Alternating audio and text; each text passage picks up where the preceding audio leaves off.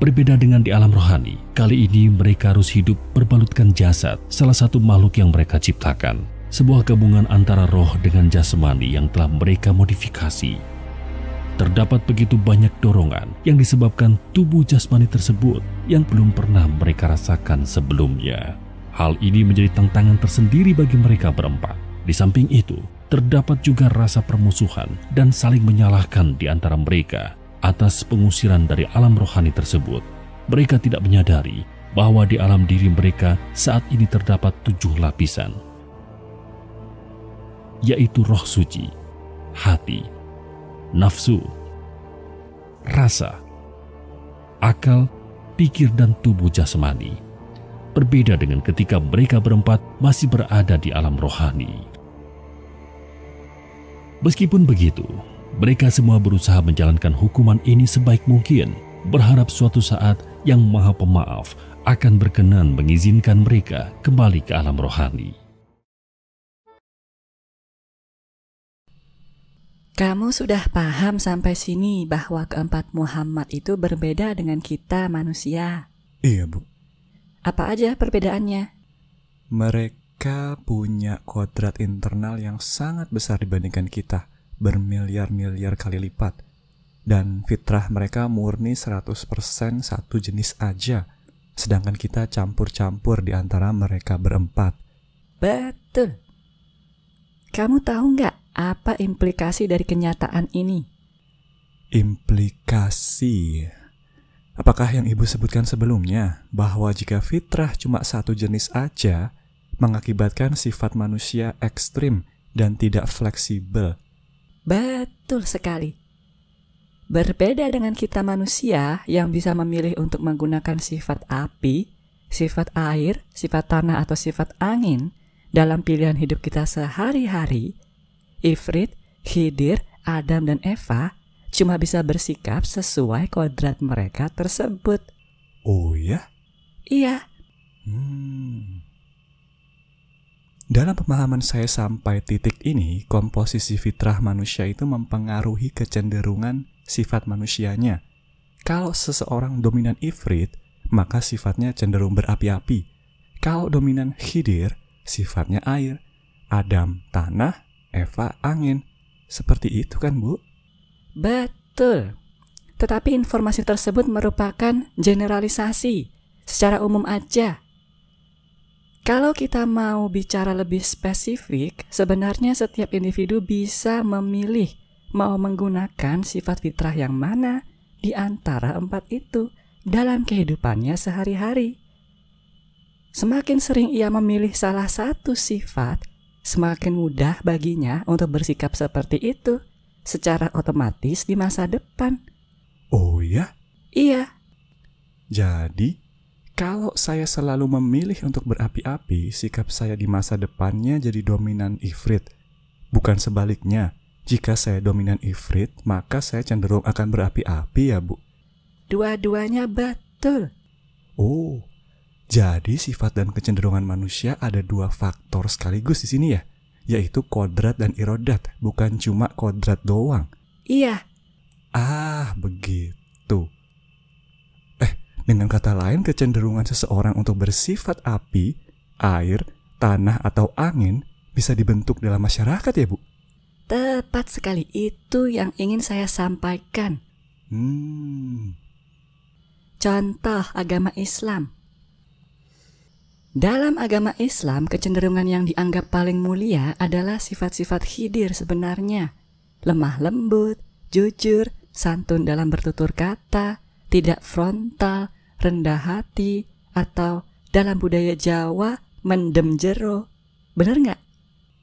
Iya sih. Karena memang sikap-sikap itu yang dicontohkan oleh Nabi Muhammad kan, Bu? Betul. Tapi Nabi Muhammad kamu pikir siapa yang ngajarin dan ngarahin untuk jadi seperti itu? Khidir ya, Bu. Sikap seorang nabi itu memang seringkali mencerminkan siapa manajer agama dan kebudayaannya. Betul sekali. Dan sikap mendem jero alias menutup aib itulah yang memang dipilih oleh Khidir dalam episode sebelumnya kan? Ketika ia memutuskan untuk turun sendiri ke alam nyata. Iya juga ya. Maksud ibu adalah siapa manajer sebuah kebudayaan atau agama itu mempengaruhi sifat nabinya. Kemudian sifat nabinya tersebut otomatis juga mempengaruhi rata-rata kecenderungan pengikutnya. Dengan kata lain, siapa manajernya secara tidak langsung mempengaruhi mayoritas sifat masyarakatnya. Gitu kan, Bu? Betul sekali. Oke, ngerti, Bu. Tetapi apa hubungannya dengan kodrat keempat Muhammad? Hubungannya seperti ini. Jika fitrah kita dari alam rohani ketika disusun Jibril, dominan Adam, maka ketika kita masih kecil, ketika pengaruh dari lingkungan masih minimal, sikap kita otomatis akan lebih mencerminkan Adam daripada yang lain. Oke. Ini karena pengaruh kodrat internalnya paling besar, sedangkan pengaruh irodat dan kodrat eksternalnya masih minimum pada titik tersebut. Itu kan maksud ibu? Betul. Tetapi seiring dengan waktu, tergantung pilihan hidup dan lingkungannya, kecenderungan manusia ini bisa tetap atau berubah. Maksud ibu adalah jika seseorang aslinya dominan Adam, tetapi kemudian irodat berusaha membentuk diri dengan sifat-sifat yang dianggap mulia dalam agama Islam, maka ia bisa berubah menjadi dominan Khidir justru ya? Betul. Oke. Terus? Nah, kalau kita sebagai manusia bisa irodat seperti itu dan mengubah kecenderungan kita seiring dengan waktu, keempat Muhammad sebaliknya. Bagi Ifrit, mustahil untuk bersikap seperti Khidir. Begitu juga Khidir, mustahil bersikap seperti Ifrit. Bagi Adam juga sama, mustahil baginya untuk bersikap seperti Eva, dan sebaliknya, Eva mustahil bersikap seperti Adam. Oh, begitu rupanya. Mustahil ya, Bu? Benar-benar nggak bisa? Iya. Oke, terus? Nah, pemahaman inilah yang perlu kamu pegang ketika melihat kembali sandiwara yang terjadi ketika Ifrit, Khidir, Adam, dan Eva ditendang dari alam rohani.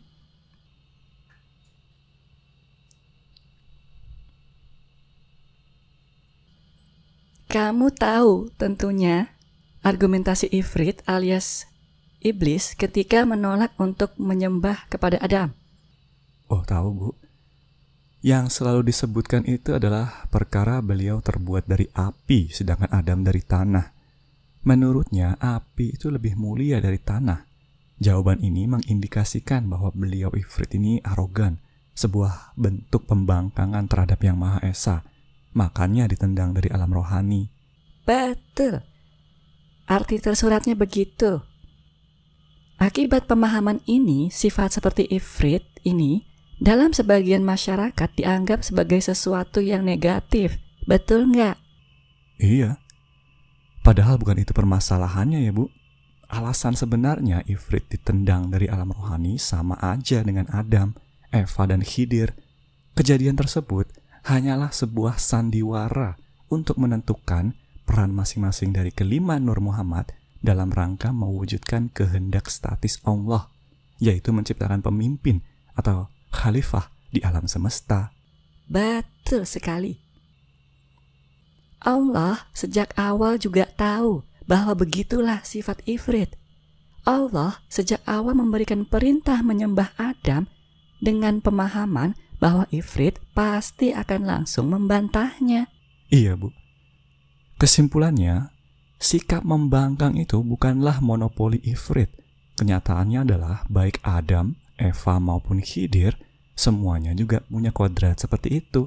Cuma dengan cara yang berbeda aja. Satu-satunya yang unik dalam konteks ini adalah Jibril. Betul. Yang membuat Ifrit mencolok adalah karena beliau membangkangnya terang-terangan langsung di depan, bukan sembunyi-sembunyi. Iya, Bu. Nah, sekarang saya mau tanya ke kamu. Jika sikap membangkang itu bukan monopoli Ifrit, maka sikap apa yang bisa kamu tangkap dari irodat beliau ketika kejadian tersebut? Sifat yang membedakan Ifrit dari Khidir Jibril, Adam, dan Eva. Sifat api yang sudah terkandung dalam kodratnya sehingga mustahil bisa beliau ubah. Apa ya? Apakah kodrat sifat tersebut perubahan, Bu? Jika tanah itu ibarat zat padat, air adalah zat cair, dan angin adalah gas, maka api adalah energi laten yang mengubah zat-zat tersebut. Betul sekali. Sikap dasar Ifrit di sini adalah ia akan selalu berusaha mengubah apapun itu yang ada di sekitarnya daripada tunduk atau menyesuaikan diri terhadap lingkungannya. Oh, mengubah lingkungannya supaya sesuai dengan keinginannya, enggan tunduk atau menyesuaikan diri. Iya. Tetapi saya belum melihat di manakah sifat tersebut dalam bantahannya, Bu. Jadi begini, kamu pernah nggak merasakan dorongan untuk membenarkan apapun itu yang kamu anggap salah, baik lewat ucapan ataupun tindakan? Misalnya, ketika melihat berita di TV, kamu melihat ketidakadilan. Pernahkah kamu merasakan panas di dalam hati, dorongan untuk menyeimbangkan ketidakadilan tersebut secepatnya dengan cara apapun? Atau di media sosial, kamu melihat perkataan tokoh-tokoh tertentu atau selebritas yang menurut kamu munafik. Ucapannya tidak sesuai dengan tindakan, sehingga kamu ingin mencerca, sangat terdorong untuk menantang ucapan mereka yang jelas-jelas salah. Sangat ingin melihat mereka mengaku salah. Maksud Ibu, dorongan inilah sifat dasar Ifrit, yaitu kecenderungan untuk mengubah lingkungan dan anti ketundukan, alias sifat kasih sayang yang berasal dari Ifrit. Betul sekali. Itu maksud saya. Masa sih? Iya. Kasih sayang adalah sifat dasar fitrah, yaitu mengisi bidang yang bisa diisi demi membuahkan manfaat. Nah, kasih sayang yang spesifik Ifrit di sini adalah dorongan untuk mengubah lingkungan secara langsung dengan cara terang-terangan supaya bisa sesuai dengan apapun itu yang kita anggap simetris, benar, adil, atau dalam rangka membuahkan manfaat daripada tunduk terhadap keadaan tersebut. Iya ya. Tetapi ketika mencerca atau mengkritik di media sosial itu seringkali juga sok suci, Bu.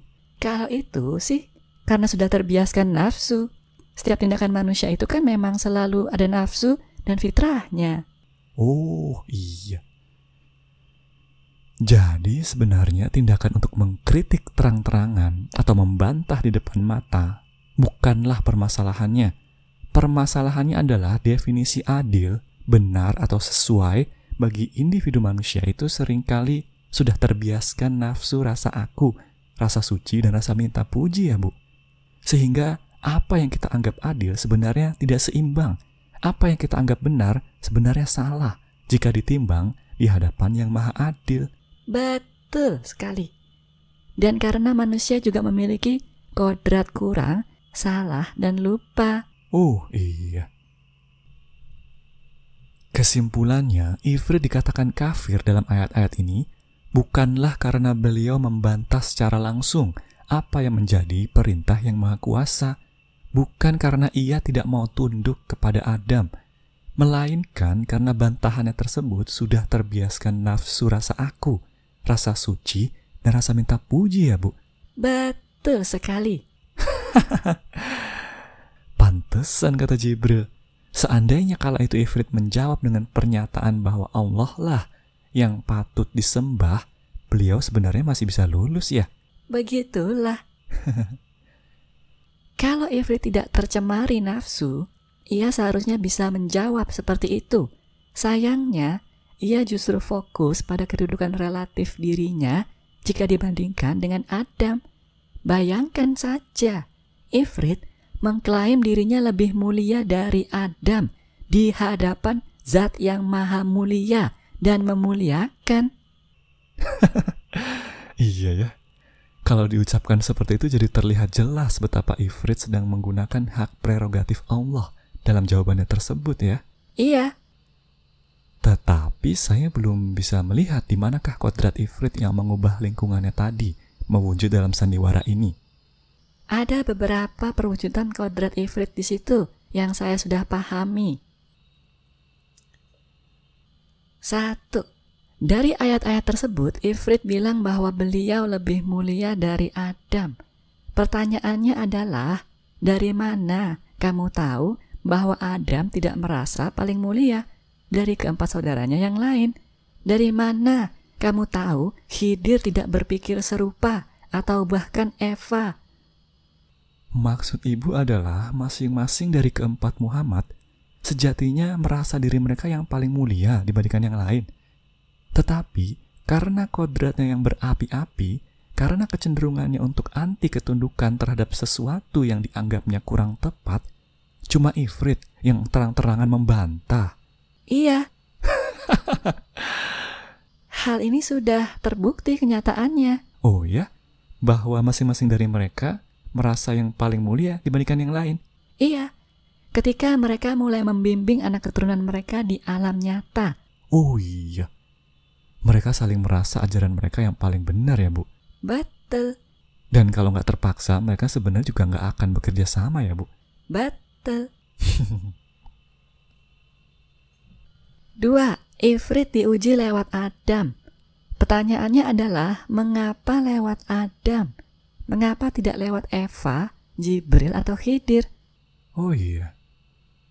Kenapa ya? Karena kodrat Adam yang serupa sekaligus berbeda alias berlawanan dengan Ifrit.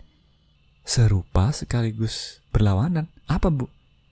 Adam itu juga memiliki kodrat untuk tidak mau menyesuaikan diri dengan lingkungannya.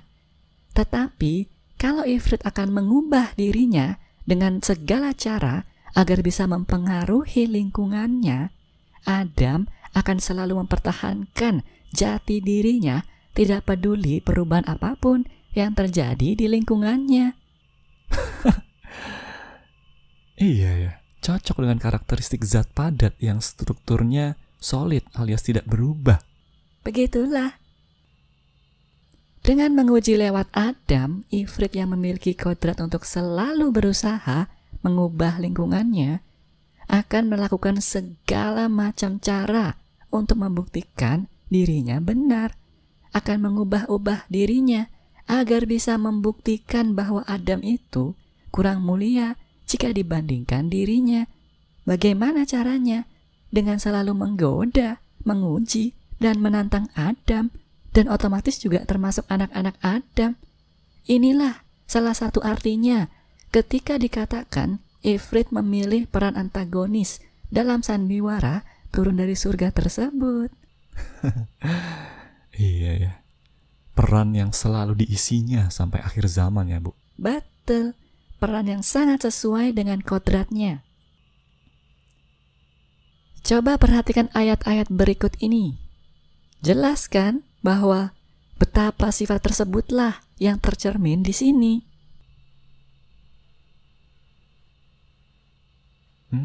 Betul juga. Pemahaman bahwa Ifrit atau iblis sebagai penggoda dan musuh utama manusia kan menggunakan perspektif Adam dan Eva ya, Bu? Karena dalam pemahaman sebagian besar umat manusia, kita semua merupakan keturunan Adam dan Eva. Betul.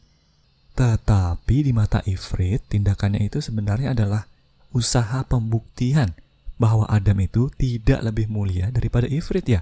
Betul. Dan sebenarnya dorongan ini merupakan wujud kasih sayang Ifrit ya? Betul sekali. Hal ini sebenarnya sama aja dengan dorongan dalam diri kita masing-masing. Setiap kali kita melihat sesuatu yang kita anggap tidak benar, tidak sesuai, atau tidak adil, entah itu di media sosial, di TV, atau di depan mata, dari dalam diri kita akan selalu ada dorongan untuk mengkoreksi kesalahan tersebut supaya bisa menjadi benar, melawan ketidakadilan tersebut supaya bisa menjadi adil, atau menyingkap kemunafikan tersebut agar semua orang dapat melihat kebenarannya. Tetapi, jika tidak berhati-hati, kita justru akan menggunakan hak-hak prerogatif Allah, rasa aku, rasa suci, dan rasa minta puji dalam mewujudkan kasih sayang jenis ifrit tersebut dalam kehidupan kita. Iya ya. Serupa dengan jawaban ifrit ketika disuruh menyembah Adam. Betul. Kenyataan bahwa ifrit atau iblis kemudian dicap sebagai musuh manusia adalah karena manusia yang diuji oleh ifrit jauh lebih banyak yang tidak lulus daripada yang lulus. Dan mereka yang tidak lulus seringkali justru menyalahkan iblis daripada menerima kenyataan tersebut. Kenyataan bahwa di dalam diri mereka ada kecenderungan setan, ada kecenderungan untuk menggunakan hak-hak prerogatif Allah, yaitu nafsu rasa aku, rasa suci, dan rasa minta puji. Iya. Sesuai dengan isi ayat tersebut juga ya, Bu. Cuma sedikit memang yang akan lulus ketika diuji ifrit. Begitulah. Dalam ayat-ayat pengusiran iblis tersebut, niat Allah sesungguhnya ketika mengusir ifrit bukanlah karena Yang Maha Pencipta benci kepada ifrit. Justru pengusiran ini bentuk Maha Pengasih dan Maha Penyayangnya. Oh, kok bisa, Bu? Maha Pengasihnya adalah dengan diturunkan ke alam nyata, ifrit didorong untuk mengembangkan ilmunya lagi dengan lebih luas, baik yang sifatnya berupa permainan atau apapun itu yang sudah ia pelajari dari alam rohani. Iya sih.